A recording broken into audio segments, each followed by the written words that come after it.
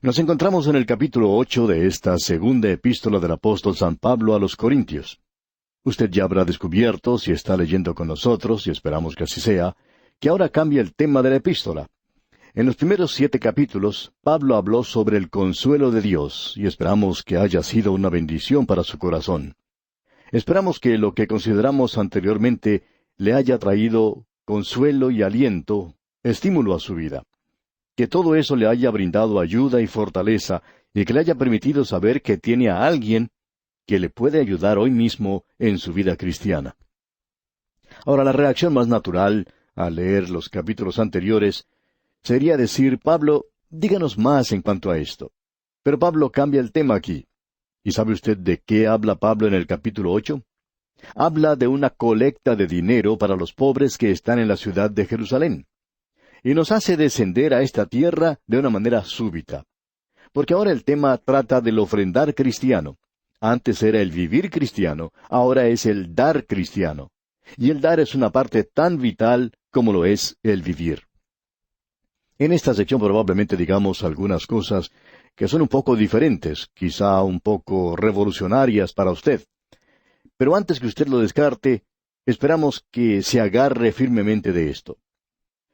Ahora, en los primeros 6 versículos de este capítulo 8, el apóstol Pablo nos da un ejemplo de lo que es el ofrendar cristiano. Luego, en los versículos 7 hasta el 15, él nos da una exhortación para dar cristianamente. Y luego él da una explicación del dar cristiano y continúa con ese tema hasta el versículo 5 del capítulo 9. Y entonces finaliza esta sección con un mensaje de estímulo para el ofrendar cristiano que se encuentra en los versículos 6 al 15 de ese capítulo 9. De modo que tenemos aquí en esta sección algo realmente maravilloso, y lo podremos ver claramente al entrar a estudiar este tema. Ahora, la experiencia nos enseña que no es necesario presentar muchos mensajes sobre el ofrendar cristiano. A veces, sin insistir en este tema, lo que el pueblo de Dios da en las iglesias se puede multiplicar, se puede duplicar o triplicar varias veces en un período de 10 o 20 años. Creemos que eso es lo que se debe hacer en nuestros días en lugar de tratar de promover algo.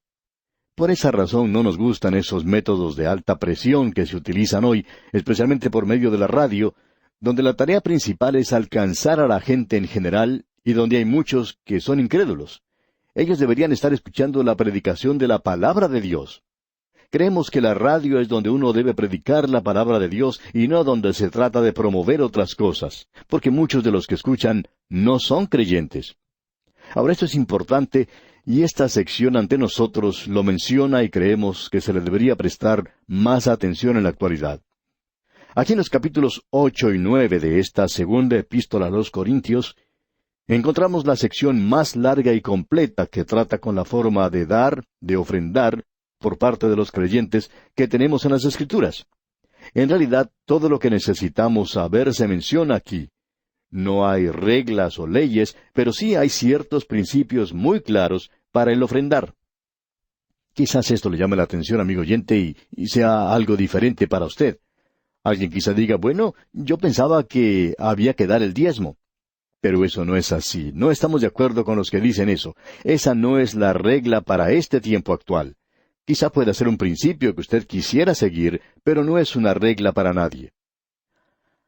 Ahora, la palabra que se destaca en esta sección es la palabra gracia.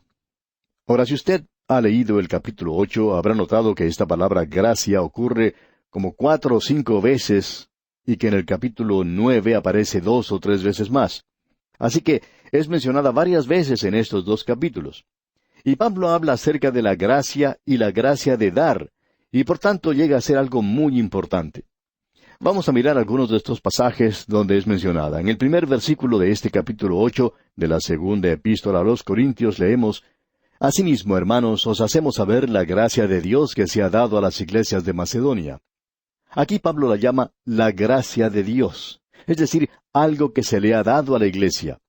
También en el versículo 4 se menciona, y dice este versículo 4, pidiéndonos con muchos ruegos que les concediésemos el privilegio de participar en este servicio para los santos. Aquí la palabra en sí no se menciona directamente. se indica que los creyentes de Macedonia pidieron que se les concediese el privilegio de participar. El don que recibieron era el de la gracia. Luego sigue diciendo participar en este servicio para los santos. Y esa es otra palabra maravillosa que Pablo usa y que tiene un gran significado para nosotros. Se nos dice otra vez que él está hablando a los creyentes de Corinto. Les está contando de la gracia que se le había dado a la iglesia de Macedonia y esperaba que los de Corinto tuvieran la misma gracia. Quisiéramos ahora hablar por unos momentos sobre esta palabra gracia. Observemos esto porque es una sección muy importante.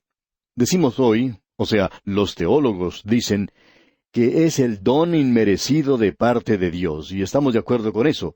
Pero eso no describe esta palabra en su totalidad. Es posible que esto le haga perder a uno el gran significado que tiene.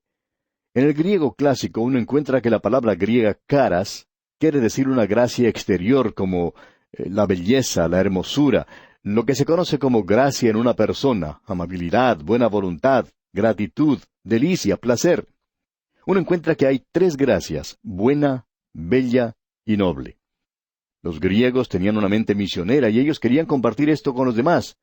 Por lo tanto, el Espíritu Santo buscó y encontró esta palabra y le dio una nueva brillantez, una nueva gloria, y los escritores cristianos la adoptaron. Pablo la usa una y otra vez. Escuche esto por un momento, ya que pensamos que es de suma importancia, repetimos. La gracia de Dios es la pasión que Dios tiene por compartir toda su bondad con los demás. Usted puede apreciar que la gracia quiere decir que Dios desea darle a usted las cosas buenas, toda su bondad. Él quiere hacerle a usted una persona hermosa, noble, y quiere que de usted salga una similitud a su Hijo. Por tanto, es por medio de la gracia que lo logramos. Pablo dice, por gracia sois salvos por medio de la fe, y esto no de vosotros, pues es don de Dios, no por obras para que nadie se gloríe. Usted bien sabe que somos pecadores perdidos. No tenemos nada que ofrecerle a Dios por esto. Así que Él lo hizo por gracia. Él tenía esta pasión para querer salvarnos. Pero no lo podía hacer de una manera arbitraria. Él nos amaba, pero no podía arbitrariamente hacerlo. De modo que Él tuvo que proveer un medio, y así envió a su Hijo Jesucristo a morir. Y ahora que su Hijo ha muerto por nosotros, se nos dice que Dios de tal manera amó al mundo que ha dado a su Hijo unigénito. Dios está en esta empresa de dar y no de recibir, y creemos que eso lo debemos dejar bien en claro. Muchas veces damos la impresión de que Dios es pobre y que necesita nuestra ayuda. Bueno, amigo oyente, Él no la necesita. Dios no es pobre. Él le dijo a su pueblo, mía es toda la bestia del bosque y los millares de animales en los collados. También dijo que el oro y la plata le pertenecían. Si yo tuviera hambre, no te lo diría a ti, porque mío es el mundo y su plenitud. Eso es lo que Dios dice. Dios no tiene hambre, Dios no tiene necesidad de nada. Algunos de sus obreros sí tienen necesidad de algo y de muchas cosas. La obra radial, por ejemplo, tiene necesidad. Nuestro ministerio radial necesita su apoyo. Pero debemos tener mucho cuidado hoy. Y usted tiene que dar como una gracia de Dios. Porque usted cree en la radio, porque este ministerio le ha ayudado a usted, o porque usted cree que es lo que despierta un gran interés en usted mismo. No tiene que dar de una manera obligada. Y Pablo deja eso bien en claro. Él dice que uno no debe dar nunca de esa manera. Y ya volveremos a esto más adelante. La iglesia primitiva consideraba el dar como una gracia. Era una pasión, un deseo abrumador de compartir las cosas de Dios con los demás. Ahora queremos que usted note aquí que había una situación local, particular, y que debemos reconocer eso. En otras palabras, la iglesia de Jerusalén había sido la primera en compartir el Evangelio. El Evangelio había comenzado allí en esa ciudad. Me seréis testigos, dijo el Señor, comenzando en Jerusalén. Los apóstoles amaban la ciudad de Jerusalén y querían quedarse allí, pero luego la persecución los obligó a salir de ese lugar y fueron esparcidos por todas partes. Dice, en toda Judea, en Samaria y hasta lo último de la tierra. Ahora la iglesia de Jerusalén fue debilitada a causa de esta persecución. En realidad había mucha hambre en ese tiempo y había muchos que estaban en la pobreza. Durante el transcurso de su tercer viaje misionero, Pablo estaba recolectando fondos para ayudar a los creyentes en Jerusalén. Eso era algo revolucionario. Aquí tenemos a las iglesias en el campo misionero, enviando una ofrenda a la iglesia madre, por así decirlo, o la iglesia que lo había comenzado todo. En el día de hoy, enviamos a los misioneros y los apoyamos en el campo misionero. Pero en aquel día, el campo misionero estaba apoyando, estaba ayudando a la iglesia de donde habían salido los misioneros. Pablo no podía ir a Corinto todavía y por eso envía sus instrucciones de cómo debían ellos ofrendar. Él pensaba ir a Corinto y por tanto él dijo que no quería que se hiciera una promoción de esto cuando él llegara allí. Esto es un poco diferente a lo que se acostumbra a hacer en algunos lugares en nuestros días.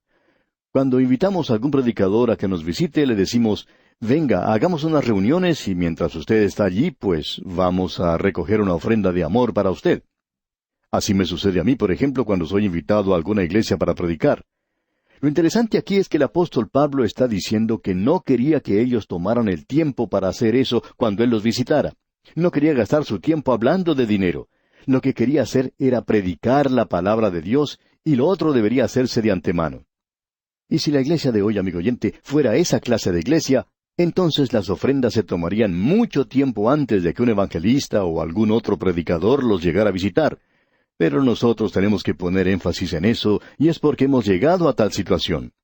Ahora hay ciertos principios derivados de esta situación local que le da cierto matiz a lo que está sucediendo y a lo que Pablo dijo. Ahora la situación local hace mucho tiempo que ha desaparecido, pero los principios permanecen. Y pensamos que son tan claros y tan nítidos como si Pablo los hubiera dado en nuestros días.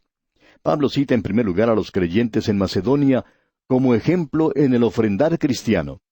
Se refiere a la iglesia de Filipos. Aquí uno encuentra los motivos y los métodos. Esperamos que usted los llegue a conocer. Pablo dice que la gracia de Dios, es decir, esto de dar, fue una gracia que le fue otorgada a las iglesias de Macedonia.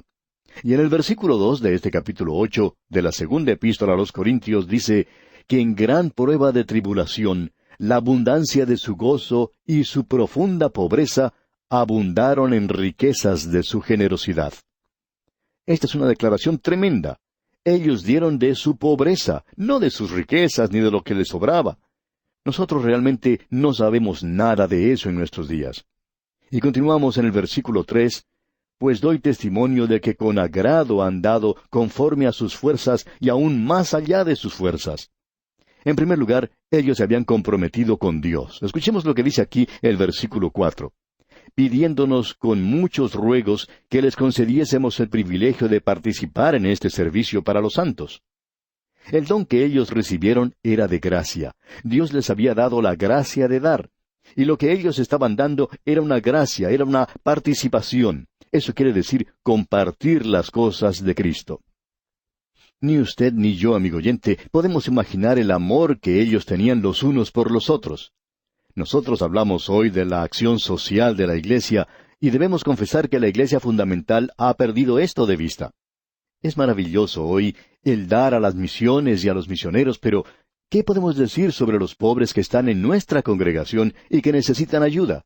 Y muchos de ellos no quieren que se conozcan sus necesidades porque saben que si eso ocurre, entonces la gente va a hablar de ellos. Y no aceptan la ayuda porque piensan que es una desgracia hacerlo.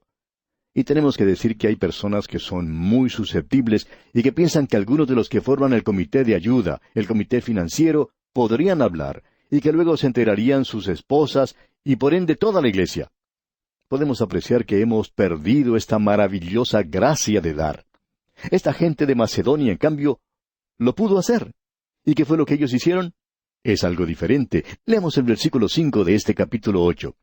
Y como no lo esperábamos, sino que asimismo se dieron primeramente al Señor y luego a nosotros por la voluntad de Dios. Pablo está diciendo aquí que esto era algo que ellos no habían esperado. Dice, no como lo esperábamos, sino que asimismo se dieron primeramente al Señor y luego a nosotros por la voluntad de Dios. O sea que ellos se entregaron completamente al Señor y también se entregaron aparentemente a la obra local de Cristo, y estaban verdaderamente dedicados a eso. En realidad, ellos estaban comprometidos de una manera total. Usted recuerda ya en el capítulo 15 de la primera carta del apóstol Pablo a los Corintios, el apóstol habla de la resurrección y del cielo, y que ellos casi le dicen a Pablo que continuara hablando de ese hermoso tema. Pero Pablo les dice algo que los sacude completamente.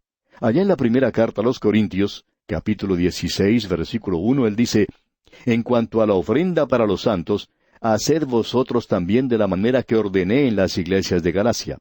Pablo dice, yo les quiero hablar ahora de algo que es bien práctico. Y les dice que deben dar sin quejarse. Deben dar de la abundancia de su corazón y de su profunda pobreza. ¡Qué cuadro magnífico es este, amigo oyente! Dios ama al dador alegre y usted puede ver cómo obra aquí.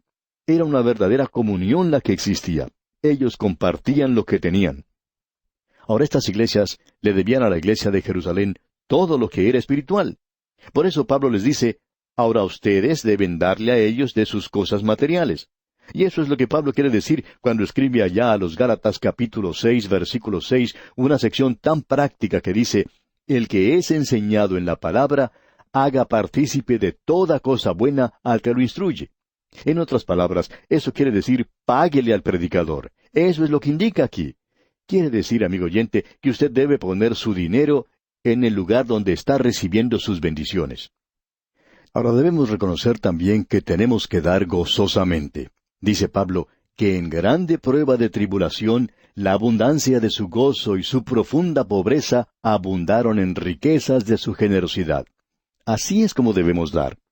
Usted recuerda cómo el Señor Jesucristo observaba a la gente que estaba poniendo su dinero en la ofrenda en el templo.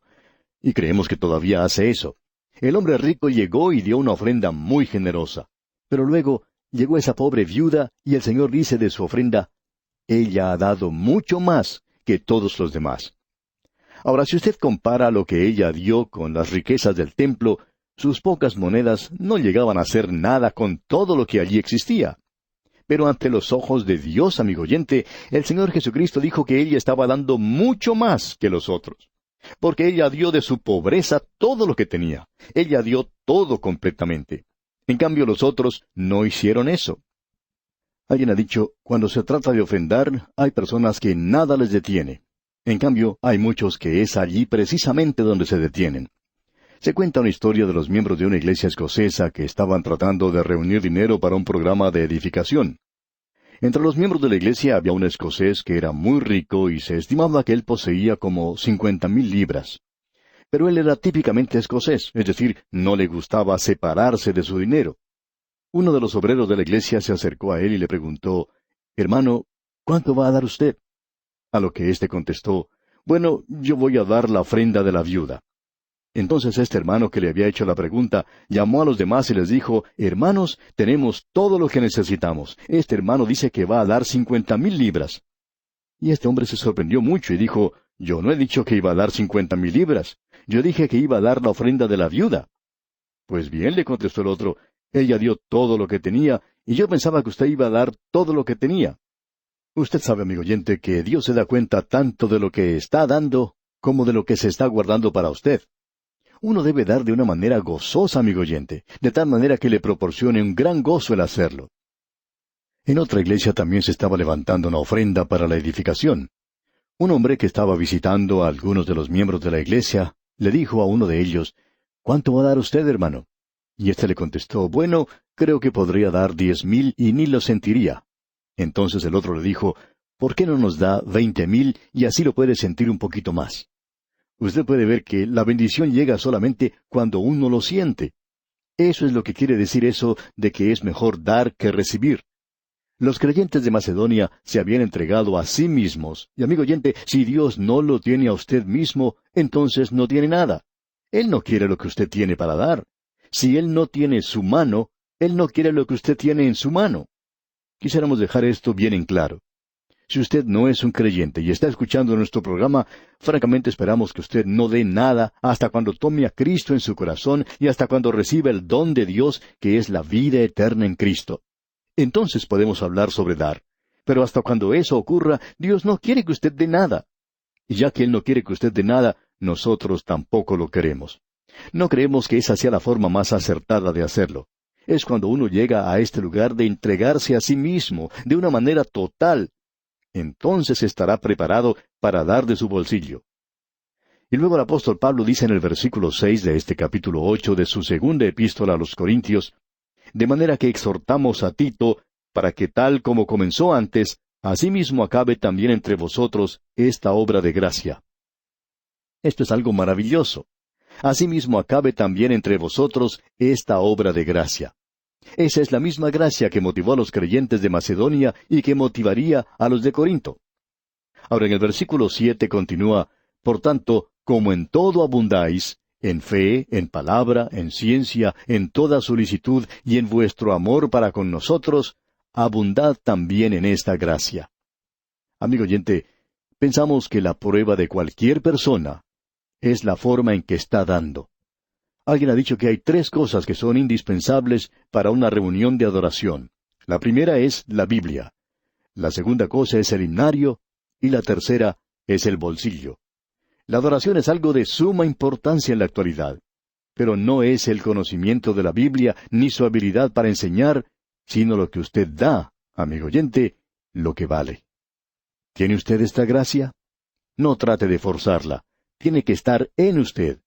Esto es algo por lo cual debemos orar. Le debemos pedir a Dios que nos haga más generosos. En el día de hoy, amigo oyente, comenzamos nuestro estudio en el versículo 8 de este capítulo 8 de la segunda epístola a los Corintios que estamos estudiando.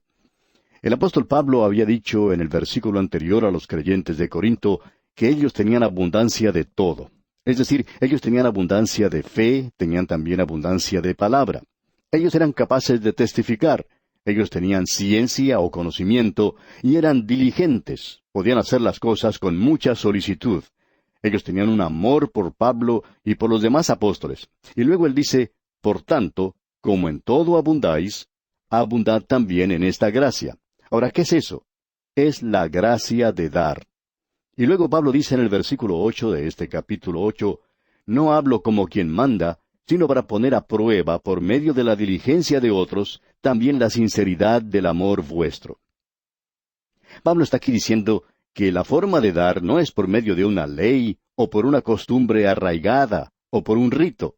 Es por eso que creemos que el diezmo no es un mandamiento para nuestros días. Sí, sabemos que hay muchas iglesias buenas, y que hay muchos expositores bíblicos buenos que hablan acerca del diezmo. Nosotros tenemos que dar el diezmo, dicen. Pues bien, eso era algo básico en el Antiguo Testamento. Pero si usted lo examina cuidadosamente, probablemente encontrará que la gente daba 3 diezmos, y uno de ellos era realmente para pagar los impuestos. Por tanto, pensamos que esa nunca fue la base sobre la cual los creyentes tienen que dar. Pablo dice, no hablo como quien manda. O sea, no les estoy pidiendo a ustedes que lo hagan porque es un mandamiento, sino para poner a prueba por medio de la diligencia de otros también la sinceridad del amor vuestro. Porque los creyentes de Macedonia les habían dado un ejemplo. Ahora, lo segundo que menciona Pablo es, para poner a prueba la sinceridad del amor vuestro. Y creemos que esa es la prueba verdadera de la fe del hombre hoy, su bolsillo. Esa es también la zona más sensible de la vida cristiana, podemos decir de paso. Uno puede escuchar a la gente que dice, bueno, yo haría alguna cosa si fuera posible. Y Pablo dice, lo que ustedes dijeron o prometieron dar el año pasado, denlo ahora. Él quería que ellos actuaran, quería que ellos hicieran las cosas como lo habían prometido, es decir, poner el dinero en el lugar de la promesa. Eso también presenta una pregunta de si uno debería o no firmar una promesa. Creemos que vamos a tener oportunidad más adelante de hablar de eso. Creemos que necesitamos reconocer que si uno firma una promesa para cualquier otra cosa, la gente tendría que estar dispuesta a hacer una promesa para la obra de Dios. No vemos nada en las Escrituras sobre eso, pero lo mencionaremos más adelante. Ahora, el versículo 9 de este capítulo 8 de la segunda epístola a los Corintios dice, porque ya conocéis la gracia de nuestro Señor Jesucristo, que por amor a vosotros se hizo pobre, siendo rico, para que vosotros con su pobreza fueseis enriquecidos. Ahora, si usted quiere un nivel de vida, amigo oyente, aquí lo tiene. El nivel es el Señor Jesucristo mismo. Él era rico y se hizo pobre. Él vino aquí abajo y tomó un lugar de pobreza. ¿Puede imaginarse usted el estar viviendo en el cielo y venir aquí a esta tierra y nacer en un lugar como Belén, viviendo en Nazaret y muriendo en una cruz fuera de los muros de la ciudad de Jerusalén, siendo luego sepultado en la oscuridad de esa tumba? Él era rico, pero se hizo pobre por usted y por mí, amigo oyente. Necesitamos reconocer que Pablo no está pidiendo dinero para sí mismo. Él podía haber dicho, bueno, yo he robado a otras iglesias para hacerles su servicio a ustedes. Las otras iglesias enviaron su dinero, su ofrenda misionera a él, y ahora que ellos son creyentes, Pablo no quiere que ellos se olviden de esta responsabilidad. Él nunca les pidió nada para sí mismo. Él es un verdadero siervo de Cristo, pero está pidiendo para las necesidades de otros. Él quiere llevar una ofrenda para aquellos santos pobres en Jerusalén. Luego él dice aquí que las cosas se deben hacer ahora mismo. Leamos el versículo 10 de este capítulo 8. Y en esto doy mi consejo, porque esto os conviene a vosotros, que comenzasteis antes, no sólo a hacerlo, sino también a quererlo desde el año pasado. En otras palabras, ustedes prometieron algo, por tanto, ahora deben cumplir lo prometido. Y creemos que es una tontería santurrona de parte de una persona decir, yo no creo en esto de hacer promesas, yo no creo que los creyentes deberían hacer eso. Pues bien, el creyente tiene que firmar un contrato por el alquiler de su casa. Usted tiene que firmar notas de crédito por su alquiler y también por las cosas que necesita en su hogar, como el refrigerador, la lavadora, el automóvil, la mesa, las sillas, las camas, todo eso. Amigo oyente, usted también puede firmar entonces para la obra de Dios.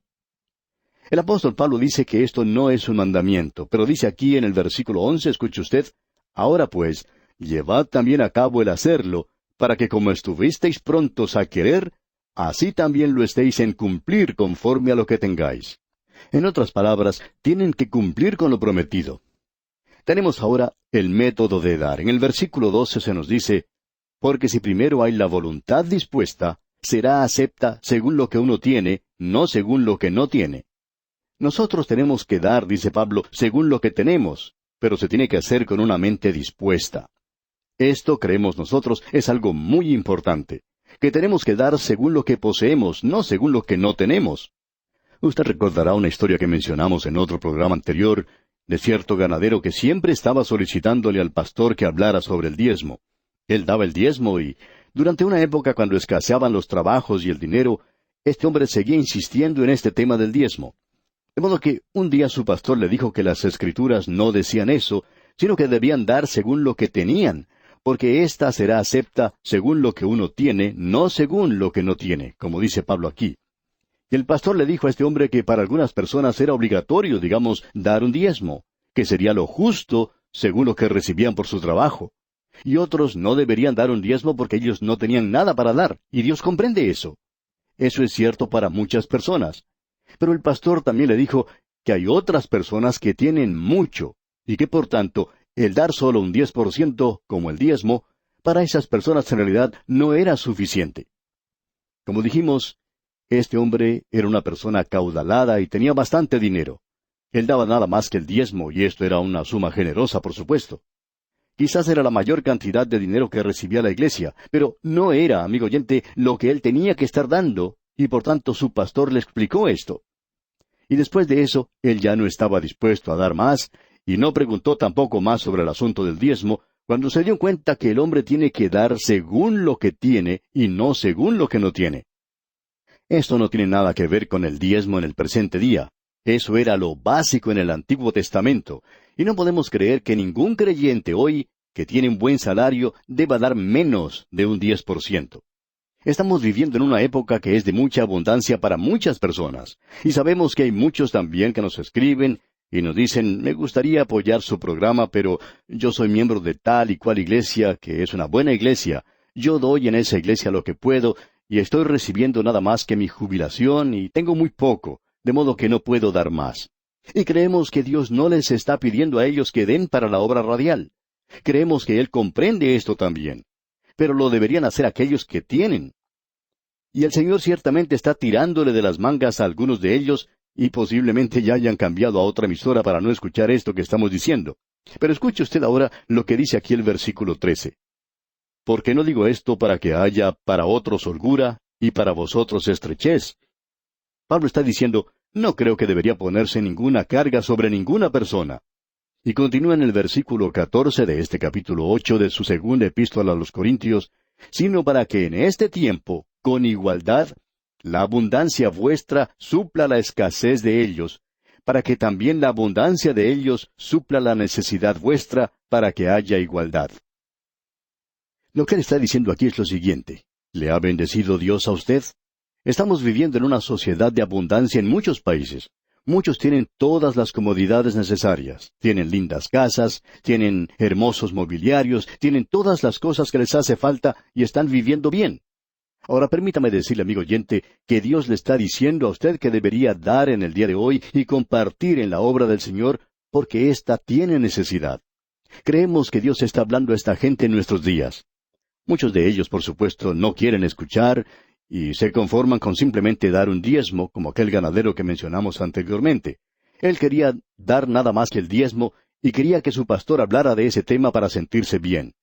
Pero después de escuchar lo que el pastor tenía que decir sobre el tema, no creemos que se haya sentido muy cómodo dando nada más que el diezmo. Y no podemos pensar en ninguna otra persona que no pudiera dar más. Ahora el versículo 15 dice, como está escrito, el que recogió mucho no tuvo más, y el que poco no tuvo menos. Pablo está hablando ahora del tiempo cuando los judíos recibían el maná del cielo. Ahora supongamos que una mañana un hombre se levanta y observa que toda la tierra está cubierta con el maná, y que él pide que le envíen 2 o 3 canastas para poder recoger lo más que pueda. Él dice, vamos a llenarlas completamente, hagamos esto mientras podamos. De modo que él sale y llena esas canastas con el maná. ¿Y qué es lo que sucede? Él solo podía usar lo que necesitaba para comer en ese día, porque a la mañana siguiente todo estaba ya malo. Ellos no tenían dónde guardar la comida y ésta no se podía guardar. Así que este pobre hombre se quedaba con 2 o 3 canastas llenas de ese maná que ya no le servía.